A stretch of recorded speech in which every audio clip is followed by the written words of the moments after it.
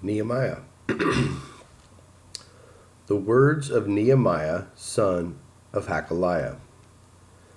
In the month of Kislev, in the 20th year, while I was in the city of Susa, Hanani, one of my brothers, came from Judah with some other men, and I questioned them about the Jewish remnant that survived the exile, and also about Jerusalem.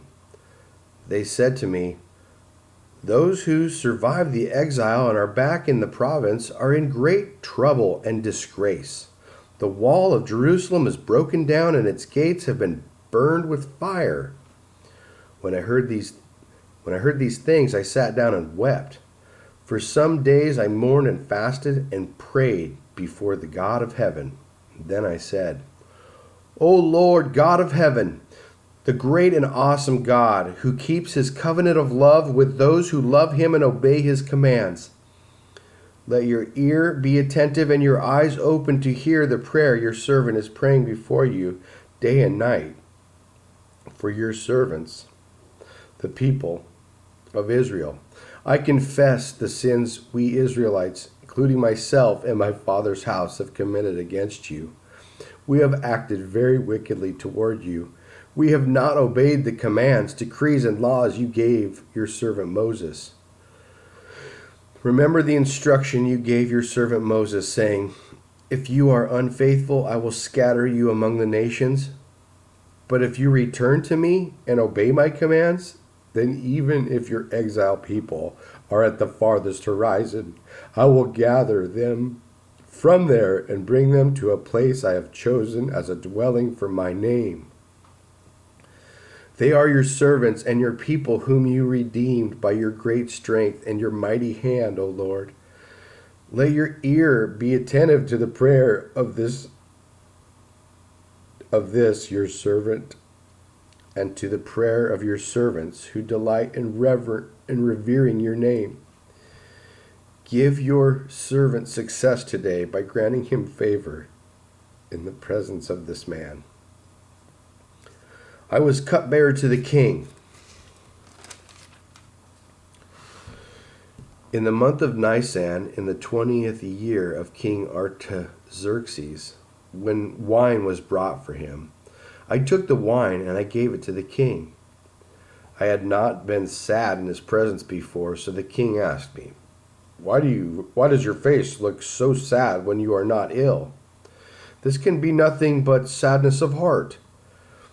I was very much afraid, but I said to the king, "May the king live forever. Why should my face not look sad when the city where my fathers are buried lies in ruins and its gates have been destroyed by fire?" The king said to me,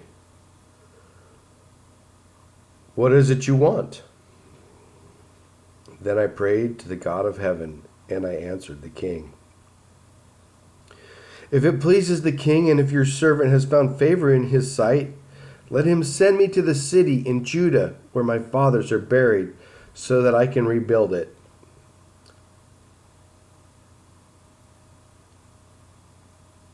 Then the king, with the queen sitting beside him, asked me, "How long will your journey take, and when will you get back?"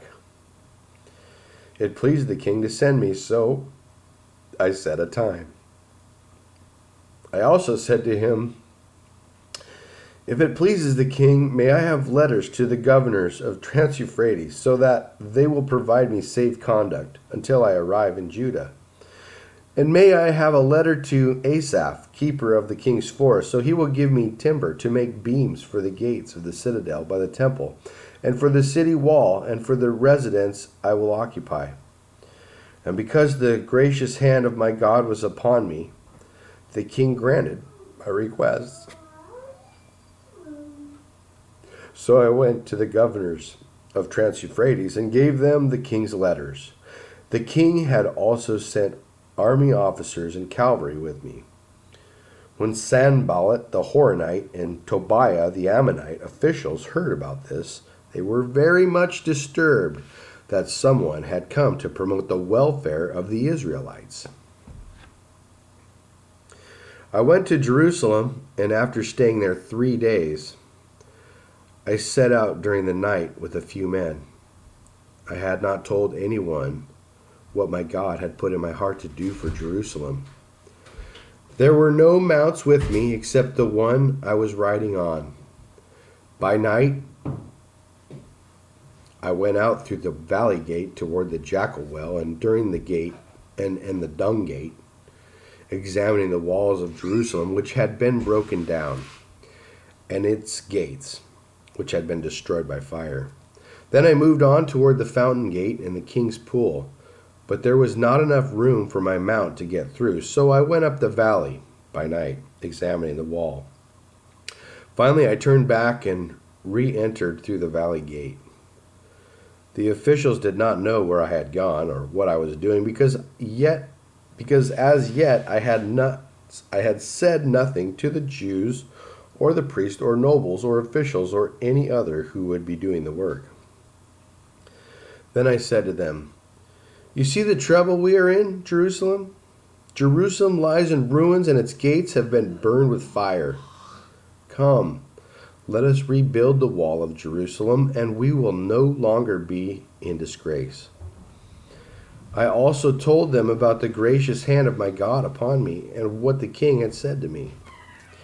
He replied, "Let us start rebuilding." They replied, "Let us start rebuilding." So they began this good work. But when Sanballat the Horonite, Tobiah the Ammonite official, and Geshem the Arab heard about it, they mocked and ridiculed us. "What is this you are doing?" they asked. "Are you rebelling against the king?" I answered them by saying, "The God of heaven will give us success. We, his servants, will start rebuilding. But as for you, you have no share in Jerusalem or any claim or historic right to it." Eliashib, the high priest, and his fellow priests went to work and rebuilt the sheep gate. They dedicated it and set its doors in place, building as far as the Tower of the 100, which they dedicated as far as the Tower of Hananel. The men of Jericho built the adjoining section, and Zaccur, son of Imri, built next to them. The fish gate was rebuilt by the sons of Hesanah. They laid its beams and put its doors and bolts and bars in place. Meremoth, son of Uriah, the son of Hakaz, repaired the next section. Next to him, Meshullam, son of Berechiah, the son of Meshezabel, made repairs. And next to him, Zadok, son of Baanan, also made repairs. The next section was repaired by the men of Tekoa, but their nobles would not put their shoulders to the work under their supervisors. The Jeshanah gate was repaired by Jehoiada, son of Paseah, and Meshullam, son of Besodiah. They laid its beams and put its doors and bolts and bars in place. Next to them, repairs were made by men from Gibeon and Mizpah, Melatiah of Gibeah, and Jadon of Meronoth, places under the authority of the governor of Trans-Euphrates. Uzziel, son of Herahiah, one of the goldsmiths, repaired the next section, and Hananiah, one of the perfume makers, made repairs next to that. They restored Jerusalem as far as the broad wall. Raphiah, son of Hur, ruler of a half district of Jerusalem, repaired the next section. Adjoining this, Jediah, son of Hiramath, made repairs opposite his house, and Hattush, son of Hashabaniah, made repairs next to him. Malchijah, son of Hiram, and Heshub, son of Pahath Moab, repaired another section and the tower of the ovens. Shalom, son of Haloesh, ruler of the half district of Jerusalem, repaired the next section with the help of his daughters. The valley gate was repaired by Hanan and the residents of Zanoah. They built it and put its doors and bolts and bars in place. They also repaired 500 yards of the wall as far as the dung gate. The dung gate was repaired by Malchijah, son of Rechab, ruler of the district of Beth-Hekkeram. He rebuilt it and put its doors and bolts and bars in place. The fountain gate was repaired by Shallum, son of Kohozoah, ruler of the district of Mizpah. He built it, roofing it over and putting its doors and bolts and bars in place. He also repaired the wall of the pool of Siloam by the king's garden as far as the steps going down from the city of David. Beyond him, Nehemiah, son of Azbuk, ruler of a half-district of Beth-zur, made repairs up to a point opposite the tombs of David, as far as the artificial pool and the house of the heroes. Next to him, the repairs were made by the Levites under Rehum, son of Bani. Beside him, Hashabiah, ruler of the half-district of Keilah, carried out repairs for his district. Next to him, the repairs were made by their countrymen under Binnui, son of Henadab, ruler of the other half-district of Keilah. Next to him, Ezer, son of Jeshua, ruler of Mizpah, repaired another section from a point facing the ascent to the armory as far as the angle.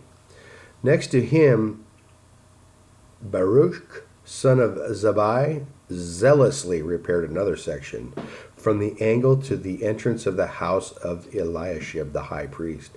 Next to him, Meremoth, son of Uriah, the son of Hakaz, repaired another section from the entrance of Eliashib's house to the end of it.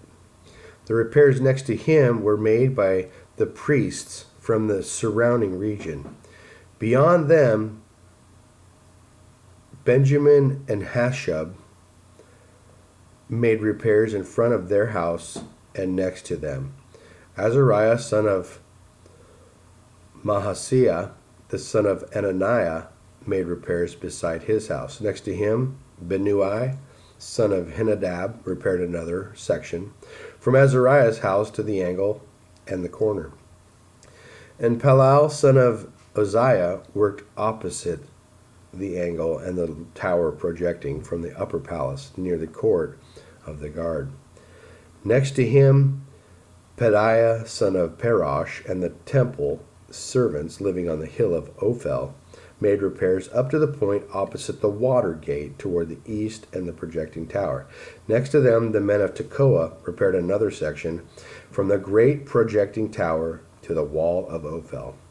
Above the horse gate, the priests made repairs, each in front of his own house. Next to them, Zadok, son of Immer, made repairs opposite his house. Next to him, Shemaiah, son of Shechaniah, the guard at the east gate, made repairs. Next to him, Hananiah, son of Shelemiah, and Hanan, the sixth son of Zelaph, repaired another section. Next to them, Meshullam, son of Berechiah, made repairs opposite his living quarters. Next to him, Malchijah, one of the goldsmiths, made repairs as far as the house of the temple servants and the merchants, opposite the inspection gate, and as far as the room above the corner. And between the room above the corner and the sheep gate, the goldsmiths' merchants made repairs.